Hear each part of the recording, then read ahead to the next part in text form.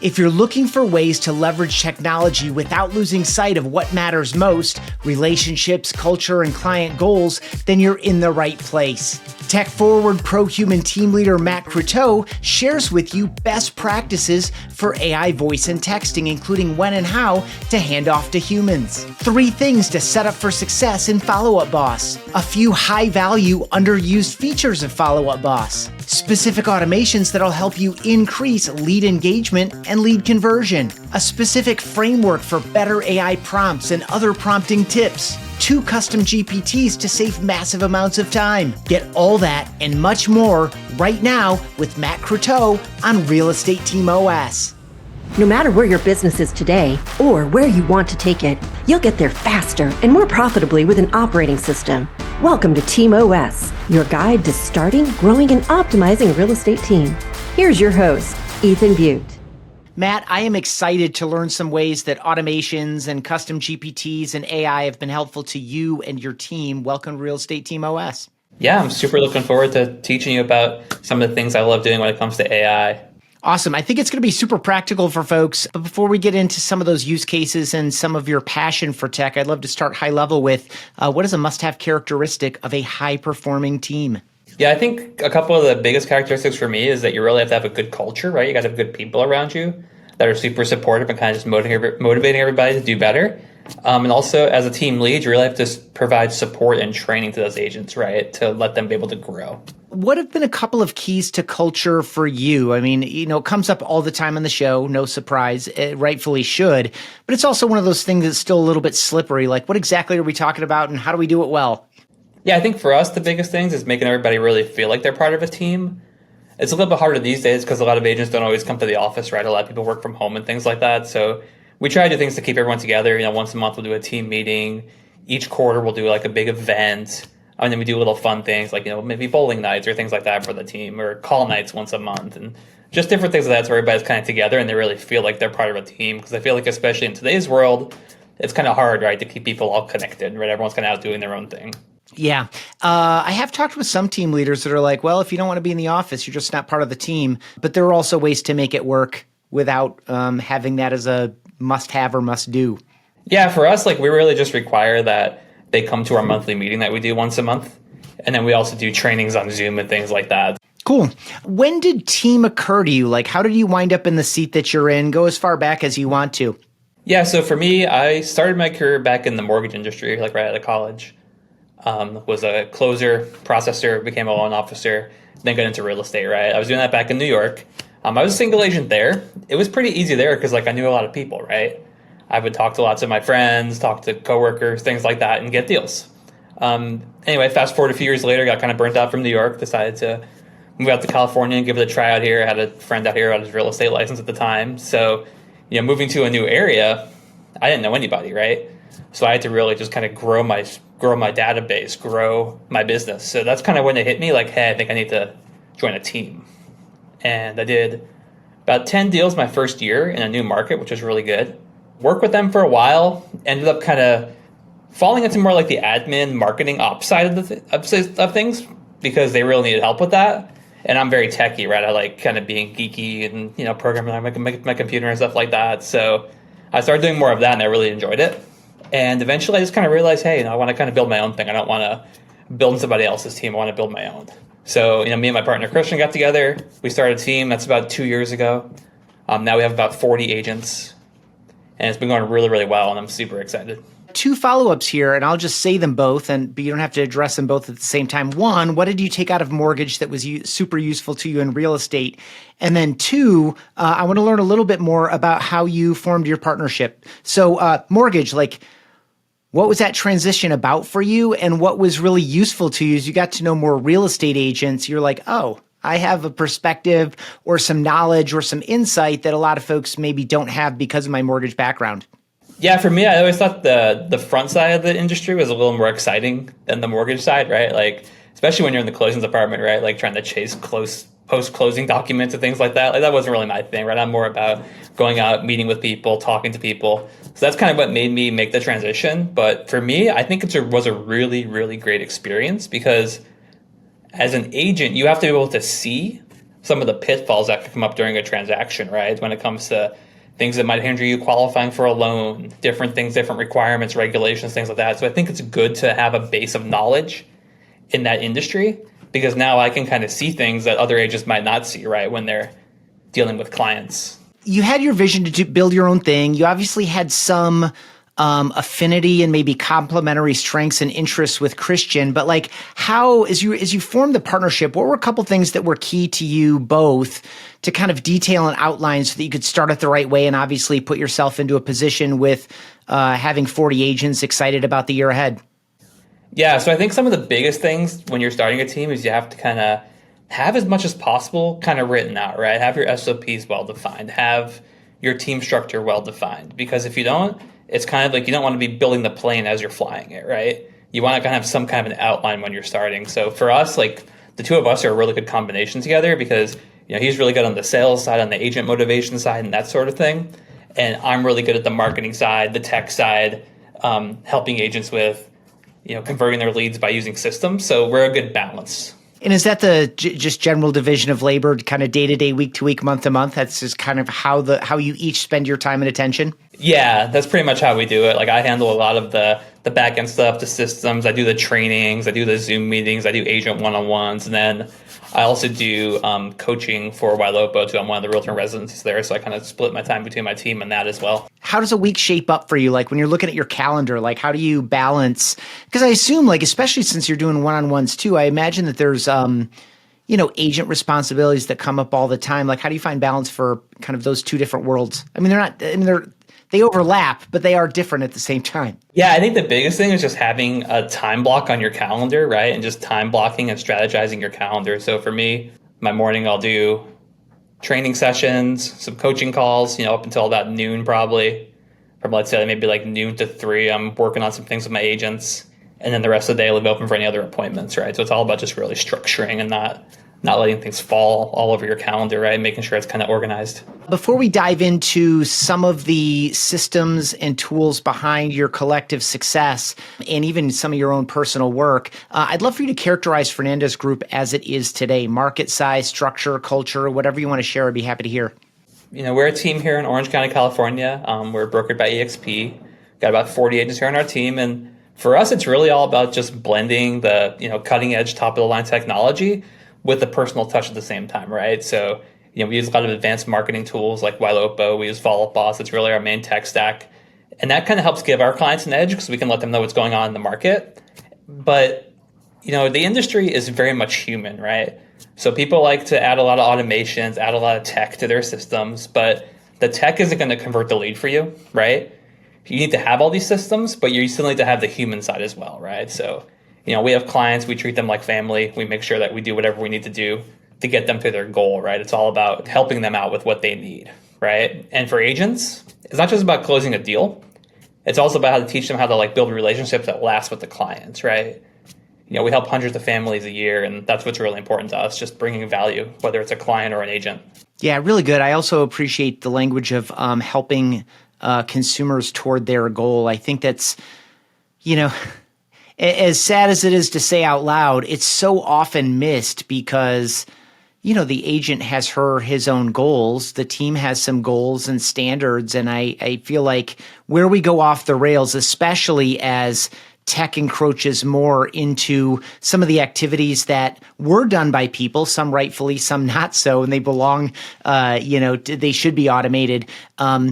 It's easy to lose sight of that other person and what their true goals are. And in that scenario, kind of honoring their timeline, not that they necessarily understand what their timeline could, should, would be. They might have an idea in their head, and the goal could actually be accelerated by 6 months, and they don't know it. So there are lots of ways to go at it, but I appreciate you focusing on consumer goals. Yeah, and that happens a lot with clients, right? Like they'll register on our system, they'll come in, they'll start talking to the agent, and they might say they're a year away, but they're just saying that as a number because they don't really know it, right? They're unsure, they're uncertain.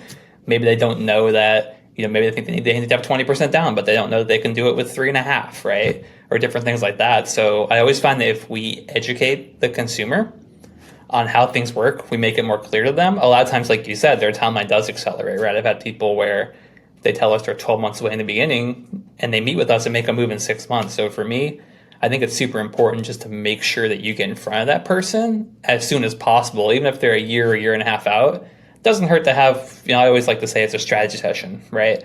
Just like kind of you would meet with your financial advisor, right? And strategize on your plans.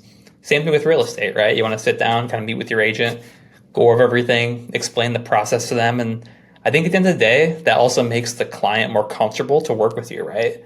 Because especially if you're doing online leads, they're signing up on your website, you're just some random person calling them, right? They don't really know who you are. So the more you can build that rapport and get in front of them, the more likely not only are they to work with you, but the more likely their timeline will probably move up a little bit too when they get more clarity. Yeah, it really is. I hear a lot of folks. I mean, obviously there are a number of points of conversion in moving people forward to a contract and a closing, but I'm increasingly hearing that the conversation is the real point of interest. At some point it was, speed to lead, which still matters. There are a lot of little conversion points we can pay attention to, but the conversation is where that is discovered. And that's also where the trust is built. That's also where you can start doing some of that advisory. Okay. Really, really high level question for you. And then we'll dive into the details. You've already kind of touched around it a little bit, but I'd love like a direct take on it, which is, to you, Matt, what is the right role of AI, tech, and automation? And what is the right role of the real estate agent? Like when you think about these things, definitely we should have tech solutions for. And these are things that the human being needs to do, even if it might be able to be done more efficiently in an automated way. Like how do you draw that line either practically or just kind of, theoretically in your head as you're designing and teaching? Yeah, I always look at the tech as or the AI as kind of the assistant, right? That's kind of helping me in my day-to-day. I don't look at it as something that's going to take take a lead from, let's say, registration to closing. What it's going to do, though, it's going to do things like, send out listings. It's going to talk to them. It's going to try to engage them through text or through voice, right? So, like our team uses Ylopa, right? So we have AI text and AI voice, and that reaches out to the leads in our database. But once somebody responds, or once they give some kind of response showing intent, we reach out to that person, right? We give them a call. Hey, it's Matt. How can I help you? And that's kind of where the human element comes in, right? Because the AI is not good enough. Any AI is not good enough today where it's going to be able to build that rapport, create the relationship, have a conversation with somebody, right? Like if I'm talking to you, you're like, oh, I need a place for my dog. Oh, great. What kind of dog do you have? I have a boxer, right? Like a human needs to do that to build the rapport with the client. The way I look at it is the AI kind of helps with getting more engagement. It helps me do my job, but it doesn't take over that human element, right? It's still my job to build the rapport with the client, to help them research things about properties, to help them negotiate an offer. All of those things are still super important. Cool. I'm just going to go straight at this one. We did it once in Techtember. We turned September into Techtember on the show, and we had Kyle Draper and Tiffany Galzenis both talking about AI voice and texting. But I'd love to add your experience and perspective to the mix, like AI voice, AI texting. Give a quick go for anyone that didn't check that episode out. Like, what exactly are we talking about? And then the two other zones I'd like to get to with you on this to hear how you're doing it is when or which lead sources or what, when do you engage people with AI voice and texting? And then when and how do you hand off to the human? So give us a brief definition and overview. What are we actually talking about? And then kind of when do you start deploying this? Like what types of opportunities do you deploy it on?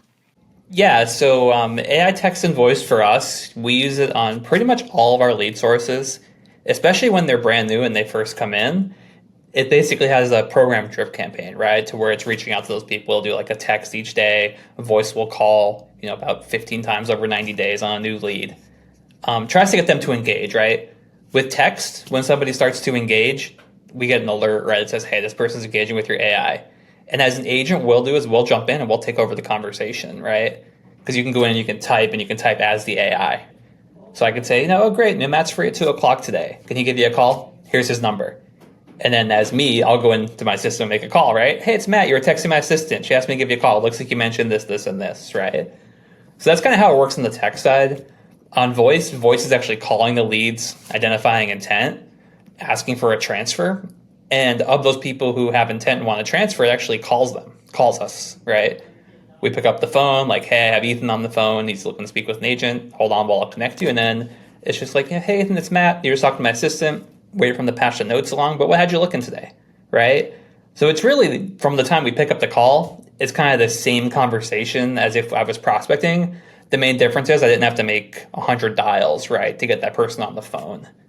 The other cool thing voice does too, with Ylopo that we use, it identifies nurtures in the system, right? So if they were talking to you and you told the system, hey, no, I'm a year out, don't really want to talk right away, whatever, it'll tag it as nurture. It'll put the notes in the call log. So I can see that, and I can give them a call, and I can be like, hey, Ethan, it's Matt. You're talking to my assistant. Let me know you're not quite ready yet, but what kind of had you looking? And I even will try to call the nurtures and have a conversation with them. And what I find is that we can actually end up booking a lot of appointments with those nurture leads as well. So kind of goes back to what I was saying before about just having that human element, right? So the AI is kind of teeing up these opportunities, and then we're jumping in and we're taking it across the goal line, right? One thing we do too is on our team, the agents who are making the most calls, the agents who are doing a lot of the work, those are the ones that we give access to those AI calls, right? So we use it as kind of like a incentive for the agents to work a little harder in the follow-up boss system. The other thing too about like when you would put a lead on the AI, if you want me to answer that one, I could do that too. Yeah, go ahead. Yeah, so as far as the AI, like I said, we kind of have it on every single lead in our system, but the way I look at it is any client where it's somebody that I don't have a relationship with, I'll let the AI reach out to that person, right? If it's a lead where I do have a relationship with them, then I'll kind of have the AI turned off and I'll handle the follow-ups on those people. So the great thing about Follow Boss is it has stages, right? So what I'll basically do is just tell the AI, hey, if you're in lead stage, if you're in cold, if you're long-term nurture, reach out to those people. But once I put somebody into hot to warm to active client, the AI won't talk to them. So that's kind of how we handle who AI talks to and who they don't. Really good. You kind of teed up a little bit of where I wanted to go also. I mean, you have a team of 40 agents, so the idea of a live call transfer or a live text messaging pickup is good. But speak to that team leader with 8 agents or 10 agents. Any tips or best practices for, I assume that the AI is maybe talking to people or texting with people at times when one of those 8 people isn't available. Like how do you handle that? Yeah, I think the biggest thing is just making sure you have the smart list set up in your follow-up boss where you can see the activity, right? So for us, when AI does something, it'll get tagged with, AI needs follow-up or AI priority. So we have smart lists set up to where when the agents are going in during their call times, they can look at those lists and they can see anything that might have gotten missed. So it's just a matter of making sure you're looking at your smart list and following up on those leads. Because sometimes we miss the call, but it gets tagged and then we'll just try to call the person back as soon as we possibly can. General reactions from the consumer base at large. I would assume that some of them have no idea that they're talking with AI. Others may be aware and they think it's cool. Others may be aware and they're like, I don't love this. What's been the reception in general? Like what's the obviously this is all anecdotal, but what's been your team's experience with that dynamic in particular? Yeah, I find that so far in our conversations in general, most of the clients don't really notice it. I haven't really had many people say anything about it or ask if it was. Like sometimes they reply to a text once in a while and you'll see that. And I'll just call them and be like, hey, I'm a real person. Let them know. Okay, you've already mentioned a couple of these terms, but I would love for you to kind of set the scene for people who are, because I hear this all the time. This, by the way, I am going to use Follow Up Boss. This show is provided at absolutely no cost to people by Follow Up Boss, so it does come up from time to time. But, these concepts can apply to any CRM that anyone is using. So with that little disclaimer out of the way, you've already mentioned, smart lists, filters, stages. I would love for you, before we dive into maybe some automations that have been super effective for you and your team, I'd love for you to just share any philosophy that you have when you're maybe talking with someone that's like, yeah, I'm new to Follow Up Boss and I'm not quite sure, where to start or how to set it up. Just from a high level perspective, share a little bit of the basics in terms of the terminology and some like definite must do's in terms of, setting up for success. Yeah, I think one of the biggest things is just take advantage of all that training when you're first getting started that Follow Up Boss provides. They have a Follow Up Boss success community on Facebook. That's a really great place to go in and ask questions and talk to, high-level teams and single agents, medium-sized teams, small teams that are using the system. But I think the biggest thing for me, I would say, if you're brand new to Follow Up Boss and don't really know where to go, is Number one, make sure your stages are dialed in, right? You want to have a well-defined set of stages because that's the foundation for your smart list, which basically is a bunch of saved filters in the system, right? So number one, I would say make sure you have a solid understanding of what your stages do. What does lead stage mean? What does attempted contact mean? What does appointment set mean, right? Know what does hot mean, warm, cold. Have an understanding what all that means. Second thing I would say is make sure you have your smart list dialed in, right? So you have a set of lists that you're calling every single day, right? New leads, active leads, hot leads. Like for our team, hots get hit weekly, warms every 2 weeks, colds get hit once a month. So make sure you have those lists set up. You're getting them to zero every day. And then the other thing I would say is in your lead profile in your Follow Plus, make sure you have things like activity on the top, right? So you can see when they were last on the website, what they did. I also love using the background section. It's I think it's one of the more underutilized features in Follow Plus, but there's a little section called background on the left side, and you can type in whatever you want there. So I kind of use that as, I call it like the Cliff Notes edition, right, of what we talked about. So I can put your timeline, what your motivation is, any other important details. Maybe tell me you had a dog or you had a kid or you have an anniversary or something like that, right? Then when I go to call you back, I can just look at background, I can look at activity, and I can hit dial. I don't have to scroll down and figure out the notes. So stages, smart list, and then lead profile setup would be the three I would say to make sure you have dialed in before you get started. There's a lot of tools. There's a lot of pieces of the system that's super complex. So don't get too overwhelmed with it, right? Try to build that solid foundation first and then layer up from there. Really good. The clear definitions of stages so that everyone who's engaging in knows exactly what they mean is just a really, really good practical tip. Any tips on filters or tags, or you just want to dive into some of the automations that you've set up? Yeah, we can dive into some automations. Tags are very team dependent, right? But I recommend what I do on my team is I have a Google Doc with all my stages and then some of the main tags that we use, and it's all on there, and I share it with all my agents. So we have a tag if it's a bad phone number, we have a tag for that. Buyer, seller, past client, we have different tags for different things. And then the systems we use, like Guailopo, for example, they're also pushing tags into our system, which ties in with our automation. So if somebody views a home 3 times, they get a certain tag for that. If somebody does something on the website, they get a priority tag. So it's a matter of knowing what systems you're using with Follow Boss as well, and knowing what tags are being pushed in, right? Because I know Zillow pushes in a bunch of different tags to the system, like Real Scout, Fellow, any of those other systems that people integrate with their FUB has kind of their own set of tags. What are a couple of automations that have either saved you and your team a ton of time or have provided just a massive amount of value? Yeah, there's a couple that I really like. One of them is if you're calling and somebody has a bad phone number. With our system, if it gets tagged with bad phone and that person tries to come back to the website, it'll actually pop a box up and say, hey, can you put a phone number in before you can look at more properties, right? So I have an automation stuff in my system. It's based off of a stage. The stage is bad phone number. So when an agent puts somebody in bad phone number, the automation will automatically apply the tag. It will also put them on an action plan, which says, hey, I tried to reach you at this number. Is there a better number? So essentially, with one click, it's doing 4 different things, right? It's changing the stage. It's sending out the emails. It's putting on the tag. So anything you do that has more than 2 steps and you do it multiple times, I recommend trying to figure out a way to automate it, right? Automations, they seem overwhelming if you're somebody new to the system, but they're really not once you dive into it. It's super simple. It's just a trigger, right? You set up the trigger. You set up what conditions that trigger will fire based off of, and then you set up an action. So that's one that we really like to use. Another one is, like I was saying, our system, when somebody views a home 3 times, we get a trigger, right? So for example, it's why home 3 view. That's telling us the person viewed a property 3 times.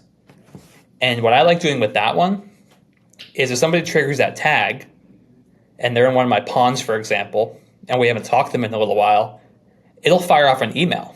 Hey, are you still looking in the area? Trying to see how their search is coming along, right? But what we do is we add a merge field into that email. And I think this is probably one of the more underutilized merge fields in Follow Boss as well. Because it's funny, I always talk in different trainings and things like that, and there's a lot of features of the system that I use every day. I've been using it for years. I assume everyone knows it, right? And then I'll be in a room with like all these like high level team leads and things. They're doing things at a way higher level than me. And I'll talk about like a little feature like this. And everyone's like, oh my God, that's so cool. So it's always funny about all these little features in Follow Up Boss. But one of them is called the last 5 preview, right? And that's a merge field in your email. And if you put that into an email, what it does is it takes the last 5 they looked at and it puts the photo, the link, the clickable description, and routes them back to your website. So I always teach people in trainings, that whenever you're sending an email, you always want to have some kind of a thing that brings them back to your site. So I like using that last 5 preview, right? Like, hey, still looking in the area? We found a few homes that might work for you. Here you go. I assume that's a pretty well-engaged email. Oh yeah, that gets a lot of clicks, gets a lot of opens. And the cool thing is with our system, when they click, we know they clicked, right? So I know that, hey, you came back on my website after I sent the email. Even with the bad phone number one I was talking about, right? If you send them that email and they click it, it's going to ask them for their phone number when they open it again, right? So we get a lot of engagement that way. I get a couple emails a day where it's somebody that put a new phone number in. A couple other cool things that we do for automations as well is stage changes, right? A stage change could be an automation trigger. So, for example, you move somebody to closed, right? Maybe you could put them on a post-closing action plan for the next 12 months. One of the ones I'm looking into that I'm super excited to dive into more is with Automations 2.0. I know some people are on beta already, but with Automations 2.0, there's an appointment trigger now. So you can, let's say I set up a listing appointment, right? I can set up an automation for after the appointment, send a follow-up or different things like that. So I'm kind of toying around with a few automations when it comes to appointments. So I'll definitely share those once I have those all dialed in. For folks watching and listening, Matt already mentioned the Follow Up Boss success community on Facebook. If you're a Follow Up Boss customer, you can join that. There are over 30,000 people in it. And I assume, Matt, that's a place where you might share what you learn about that automation. Specific question for you on behalf of a team leader or an operations leader who is dialed into this stuff like you are. How much do agents, you already mentioned, obviously, everyone needs to understand the definition of a stage. They need to know what that stage means. But with regard to some of these automations, obviously the bad phone number, once a phone number has been proven effective, I'm sure the tag goes away and they start moving through the system based on a different tag or a different stage or, whatever they've actioned their way into next so that it's appropriate. How much exposure do you give the dozens of agents on your team to what exactly is happening behind the scenes? You don't want to overwhelm them. You kind of need or want them to understand what's happening and why, but they don't need to necessarily know all the details. Like, how do you manage that balance? Yeah, so like with the bad phone number one, for example, right? My philosophy when I think about things is I need to make it, basically one click for the agent, right? Or it's going to be less likely that they're going to do it, right? So like for the bad number one, the way I kind of teach them is just, hey, if it leads a bad number, just put it into that bad phone number stage and the system will kind of take care of the rest for you, right? Now, if somebody happens to put a new number in, they get tagged with new number, and then we have a smart list for that where the people will show up. So I kind of let them know, hey, if you do this, this is what it's going to do for you, but I don't get into too much of the technical details, right? Same thing with my smart list, right? So my smart list, I'll follow the same basic outline of what they mean. But I'm in there sometimes changing filters around, but I'm not going to tell the agent, hey, I'm changing this filter today, right? It's still, the essence of the list is still there. So I'm doing a lot behind the scenes that the agents might not really need to know about. It's just more about letting them know the basics so that they can do their job each day, right? Like even the Y home, the 3 preview, or the 3 home view one that I was just talking about, right? Like that's running in the background. I let them know it's happening, but it's not something they have to do day to day, right? So the way I look at these things is it's a lot of stuff that just kind of helps enhance the agent's day to day without them having to think too much or having to worry about it too much, right? Because they're busy enough running out to appointments and negotiating deals and things like that, right? I don't want to have them worry about too much of the technical stuff in the system, if that makes sense. Yeah, absolutely it does. I would love to shift to your choice, Gen AI or Agentic AI. When did either or both of these come onto your radar? What are some of maybe the best use cases you've discovered for yourself in your role, and any tips you would like to share with folks? So you can go one or the other or both. Yeah, so like I've used ChatGPT a lot. Also Perplexity I've been using more. They have a new browser that came out recently that's been super helpful. I can talk about something I do with that here in a second. But those are the two I use most in my day-to-day. And I look at them, like I was saying earlier, as kind of my assistant, right? And what I find is that a lot of people, when they use things like ChatGPT, they kind of use it as more of like a search engine where they just ask for the question and that's it. But if you give it like a well-defined role of what you need it to do, it works a lot better. So there's something I've used a lot in my day-to-day, and it saves me a ton of time. I can share a few examples if you like about what I'm kind of doing with it. Yeah, please. Yeah, so one of them is, before I do that, let me kind of just talk about prompting it, right? So when you're using ChatGPT, for example, right, instead of just saying, asking it a random question, give it explicit instructions and tell it what you want it to do, right? So for me, I kind of use a framework. It's called RELIC. I'm sure that's something that people have heard about before if you're into AI at all.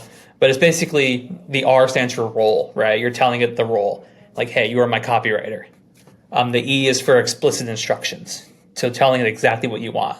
The L is going to be the length. The I is inspiration. Like, how do you want it to talk? What the tone is. And then C is for context, right? So you want to give it like a little background about what you want it to do, what the job you want it to do is. So think about it as if you have like a little virtual assistant, right? And you want to give them specific instructions about what to do.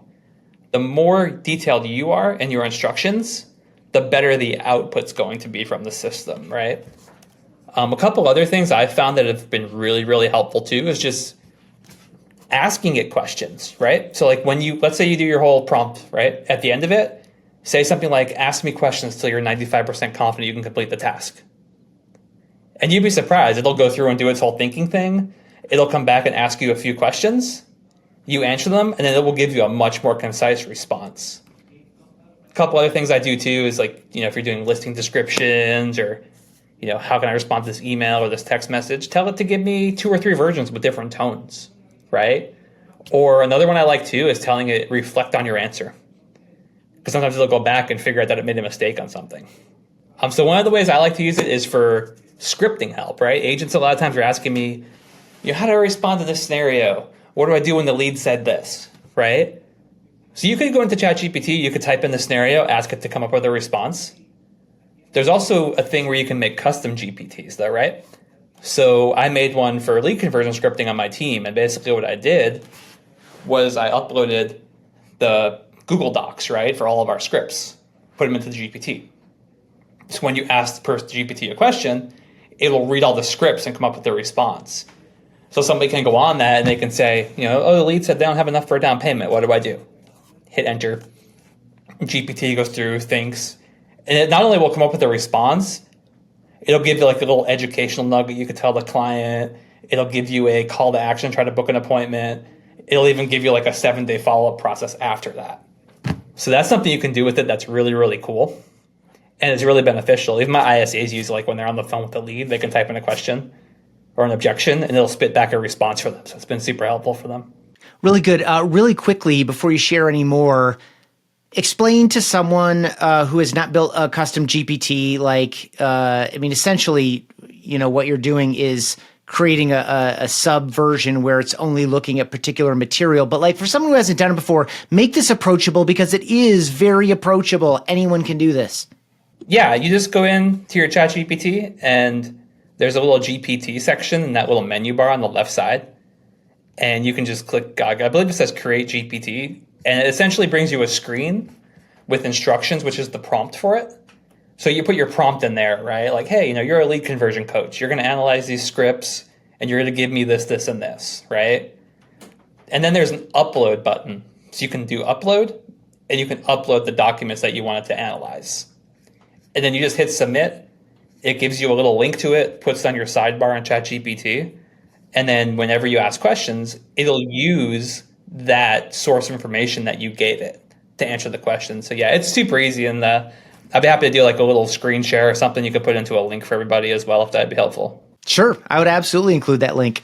Any other use cases that you found really helpful? I love that one because you're just sharing the link with your agents. And as you said, like they get, or an ISA, and they can use it on the fly as they need or want to. Any other custom GPTs or AI use cases that have been super useful to you? Yeah, another one for me is that you can actually schedule GPT to do something. You can say, hey, every Monday, I want you to do this. So one thing I do is we do like a little deal of the week email that goes out to people in our database. Now, my market varies a little bit, so I usually don't pick one deal. I put like 4 or 5 on there. I like to pick like a house, maybe a property from each segment. I'll do like a pool house, maybe a golf course home, a higher end single family standard, and then like a condo, right? This way, no matter who you are, there's something for you in there. And it'll be an email that goes out. It'll include the city, the bed and bath count, the price, a little description for each one, right? And then there's a call to action at the end where it says, click here to learn more. I can do ChatGPT. I can basically tell it, search Zillow for Orange County, California. Every Monday, I want you to pick 5 standout listings that fit these criteria, right? So I could do like pool homes under 1.5, higher end homes above 1.5, right? Different criteria like that. And I tell it, for each city, give me the beds, the baths, the description, give me an email with a call to action. And literally every week, 8 a.m. on Monday, my ChatGPT pops up and it says, hey, here's your properties for this week. So that one is super cool. Like that's something that used to take me a really long time to do. And now I just basically have this prompt that does it for me. Another one that's been really cool too is Perplexity has their own browser. It's called Comet. And you can click their little assistant. And when you have your browser open, it'll click around your browser and do things, right? So one thing I've done with it before is pull comps for a property in my MLS, right? So you pull the prompts, you pull up that list view of all the comps, and I can literally go into Perplexity, click the assistant and say, hey, can you click through each one of these? Let me know what the average days on market is, what the list to sold ratio is, if they're who the listing agents were. If there's a listing agent that's more dominant in that market, let me know who they are. Give me a little report with it. Hit the button, and it'll literally take over my browser. It'll do all the clicks for me through the MLS and give me all that information. So that's another really, really cool thing you can do. And again, to your point earlier, you don't have to be an expert at this stuff, right? Like with that, you just download the browser, click the assistant button, tell it what you want, and it does a really good job at taking over and doing it. Yeah, remind me again, just for the audience's sake, the criteria that you shared much earlier, which was like anything that has more than 2 steps that you're doing, a couple of times a week, you should build something around? Exactly, yeah. Anything you're doing that has multiple steps and you're doing it more than a couple times, build a process around it, right? Because even something simple like the bad phone number one I was talking about before, I tag it with bad number, I put them on an email action plan, probably takes 10 or 15 seconds, but if you're doing it multiple times a day, that adds up, right? Yeah, absolutely it does. So you spend a lot of time around essentially, this is going to be maybe too broad, but lead gen, lead distribution, lead conversion. What are a couple of things that, as long as you've been in the industry and even industry adjacent, haven't changed and you don't expect will change? And maybe what are a couple of things that have changed or you anticipate to change in the year ahead? Like, what are some fundamentals around lead conversion? What are some maybe things that are shifting a little bit from your perspective? Yeah, I think the biggest thing is, no matter how things are shifting, you still have to, put the work in, make the dials, make the calls, have a high speed to response when people are reaching out. I've seen studies where people have done secret shopping on realtors' websites, right? And they register, they put the information, and you're lucky if 60% of the agents actually respond to that person's inquiry on the website. So I think that's just basic customer service, right? At a certain point where you have to make sure that you're reaching out to leads, making sure you're following up, because kind of just rewinding back to what I said earlier, I feel like a lot of people think the AI is going to just take over and do everything for you. It's really not. It's going to assist you, right? But it's not going to do your entire job for you. What I do think is shifting a little bit, and I've seen it, just in the last few months, but I think over time it's going to shift a lot more, is people's communication preferences, right? I feel like a lot of people are more responsive to text messages. However, I'm not to say I'm not calling people, because I'm still calling, right? I might get a lower pickup rate when I call people, but if I get you on the phone, my likelihood of turning you into appointments is a lot higher than just texting. But we definitely have been using texting more to get to a phone call, or texting, a link with a list of properties to somebody, or different things like that to get them to engage. So I think communication preferences of people are changing a lot. The new iOS update just came in right a couple months back, and there's a thing now where you can turn on call screening. So when somebody calls you, it says, say your name, and they might answer the phone, right? And I know for me, if I don't know the number, I always just click it right, before I'll answer the phone because I get so many calls. So I think that's one of the big changes that we're seeing is just the way that we communicate with people. Yeah. What is something in your seat that a year from now, when we connect somewhere, somehow, maybe in person, you hope to have either accomplished or built or delegated or hired? Like when you're thinking about 2026, what are a couple high level things that you're really excited about or really focused on at the moment? Yeah, I'm excited just in general where things are going in real estate over the next year. You know, I think the interest rates are coming down a bit, so hopefully we're gonna have a lot more opportunities with buyers out there. As far as team wise, for me, I think it's really just hiring more support staff on my team to help delegate some of the things I'm doing day to day to make me more efficient, right? Because like on our team, it's really is me, my partner, and then we have some VAs, right? So we don't really have a bunch of staff on our team. One of the things that we added this year actually to our team, which was super helpful, was a TC. So like we have our own in-office TC that works with all of our agents. And that's been able to help us track our numbers a lot more than we were able to a year before. So for me, I think my goal for the next year is really just streamlining things a bit more, right? Like delegating more, taking a little bit more off my plate so I can focus on scaling the team even more, right? Maybe expanding to other markets. When do you think about VA versus in town, in person, in office? Like, because what I think I heard you say is like, I'm going to maybe add a position or two in person, in office that I can like engage with more directly. Like, how do you think about that divide? For something like a TC, you probably need more of an in-office person because that's somebody where the agents can come in, they can ask questions to. You know, he gets to know them well and kind of works in their transactions. Now he has a team of VAs that kind of work with him, right? And they do a lot of the more, busy work, right? The paperwork and things like that. But at the end of the day, a VA is not going to really know how to handle certain scenarios, I think, as much as an actual in-office person could. And then for other positions, maybe in office, I think it's where you're looking for more, maybe like a sales manager for your team or different things like that, right? That kind of needs to be an in-office position. I think most other things you can pretty much get by with a VA though, like when it comes to marketing and things like that, as long as you have everything written out, right? As long as you have the processes written out, the instructions written out, and you set the expectations with that VA, I think a lot of those positions can be a VA position. Yeah. I don't want to dehumanize anyone, but your RELIC or the RELIC framework works in general for thinking about specific things that you want another person to do, not just another artificial intelligence. This has been awesome, Matt. I appreciate all your tips. I wish you continued success, obviously, in the year ahead. Before I let you go, I would love to know a few different things. The first is, what is your very favorite team to root for besides your own real estate team? Or what is the best team you've ever been a member of besides your own real estate team? I'm a big Yankee fan, so that's my team. They disappointed me this year, but that's my team. Yeah, good. What is one of your most frivolous purchases, or what's a cheapskate habit you hold on to even though you probably don't need to? For me, it's always tech things. Like I don't spend a ton on myself or like buy a ton of frivolous things, but when it's tech, I always am like buying like the first thing that comes out. So for me, it was probably like the Meta glasses, or I bought a Rivian like day one when it came out, right? Because it was all techy.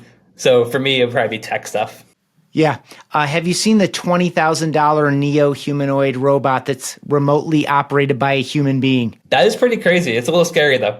Yeah, I'm not into it at all. I just can't see, like, I don't know. There's something about pride and ownership for me that, like, I don't have problem fluffing my own pillows or, picking the sweatshirt up off the couch and folding it and putting it in a drawer. Like, I'm not seeing it. I also saw iRobot, so I don't know if I want robots around my house. Right. There was one that was on Shark Tank, I think. All it does is fold your sheets or something like that, or fold your clothes. And yeah, it was like a $15,000 robot. It might be the same one. Yeah, that's great. I mean, the return on that investment, I just don't see it. Last one, how do you invest your time in resting, relaxing, and recharging? Like, what are you doing? What does that look like? Or what are you doing? What does it look like when you're investing time in learning, growing, and developing? Yeah, for me, it's always for relaxing and recharging. It's really just going out into nature, right? I love just taking weekends off and just totally turning my phone off, disconnecting for the weekend. I mean, sure, it's hell on Monday when I come back and I have all these notifications I have to respond to, but it's so nice to turn off and just disappear into, Sequoia National Park or Yosemite for a weekend or something like that. I went to Sequoia a few months back. It was so nice. We went up to Kings Canyon, which is just north of Sequoia. Yeah. And so Sequoia Park is more like tourist attraction, right? You go to the General Sherman tree, and it's like you're in Disneyland. Everyone's taking pictures of it. But you go up to Kings Canyon, there's like nobody up there. It's like super peaceful, super quiet. The night sky is amazing. So for me, I think nature is kind of the best like therapy / recharge. Beautiful. When did you discover, or have you always had the discipline to go?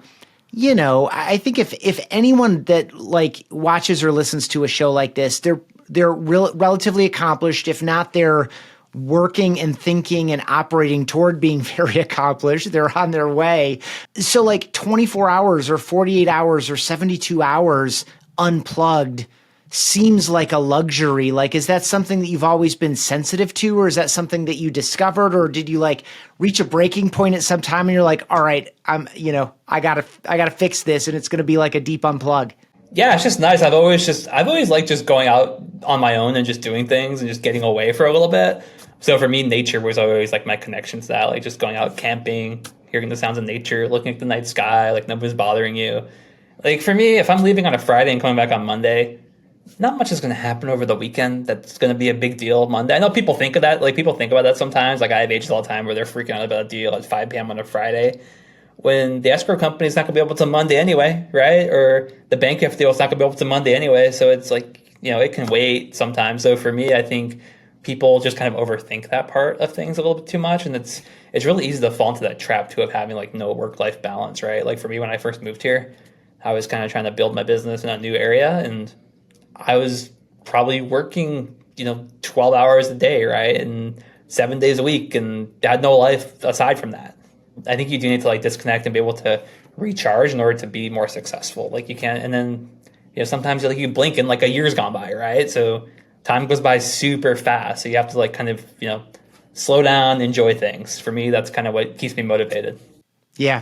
With you 100% on that. And also with you on spending time outside, massively undervalued by culture at large. And like you, I'm also looking for the Kings Canyon equivalent when everyone else is at, Sequoia. I'll visit Sequoia, but where I'm going to spend a lot of my time is going to be kind of the secondary thing. It's funny. It's not hard, especially in like the national parks. It's not hard to shake the crowd. All you got to do is go 2 miles up a trail, and where everyone else is like in the first one of those mile. hills nobody wants to walk. Yeah. Right. Yeah. The worst is when you see it on Instagram and it's like nobody's there. Yeah. And you go there and there's like 1 million people. Yeah. Yeah. And it lines up and stops here so everyone has their solo shot. I like the national forest a lot more than the national parks too. Like the national forest versus national parks, like a lot less people go to those. So that's another little trick. Yeah. Where I am on the front range of the Rockies in Colorado, 13ers instead of looking at summiting 14ers, like 13,000 foot peaks, 13,986. That's almost a 14,000 foot peak, but there's no one on it because it's not 14,001. It's really funny how that works. Anyway, this has been awesome. I appreciate you, Matt. I hope you have an awesome year ahead. For anyone who's gotten to this point in the conversation, they might want to connect with you, learn more about what you're doing, or even maybe ask you some follow-up questions. If someone wants to follow up, where should they go? Yeah, the best way to shoot me an email, just matt@mattsellsoc.com. That'd be the best way to connect with me. That email address is down below, matt@mattsellsoc.com. Yep, exactly. Very good. Appreciate you so much. Hope you have a great rest of your day. All right, you too. Thanks. This was great. Thanks for checking out this episode of TeamOS. For email exclusive insights every week, sign up at realestateteamos.com.